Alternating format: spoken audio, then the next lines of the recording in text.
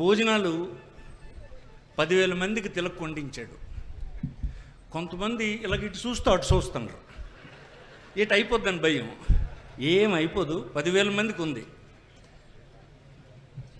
రెండోది, ఇది అయిపోయిన తర్వాత ఒకసారి మూలపాటు పోర్టుకు వెళ్దాం అన్ని వాళ్ళు కొంతమంది ఉన్నారు. ఈవేళ మనం వెళ్ళకూడదని నిర్ణయించుకున్నాం.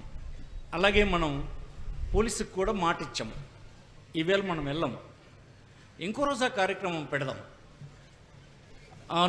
ఈ అనుమతి తీసుకున్నప్పుడు అటు వెళ్ళమని మనం అన్నాం కనుక మనం వెళ్ళాం, అంతే. మళ్ళీ దాన్ని వేరేగా ఇంకోసారి పెడదాం. మూడోది, నేను ఎప్పుడు చెప్తుంది ఒక్కటే, ప్రజాస్వామ్యంలో మనకు రాజ్యాంగం వచ్చిన తర్వాత రాజ్యాంగంలో ముఖ్యంగా పెట్టింది ఏంటంటే, ఆనాడున్న మహానుభావులు నిజంగా మెచ్చుకోవాలి వాళ్ళని. ఒక ప్రభుత్వానికి లభించినటువంటి సంపద ఏదైతే ఉందో అంటే ఆదాయం, కేంద్ర ప్రభుత్వానికి కానీ రాష్ట్ర ప్రభుత్వానికి కానీ సమకూరినటువంటి ఆదాయం అన్ని ప్రాంతాలకు సమానంగా పంపిణీ జరిగేటట్టు ఏర్పడినటువంటి ప్రభుత్వాలు చూడాలని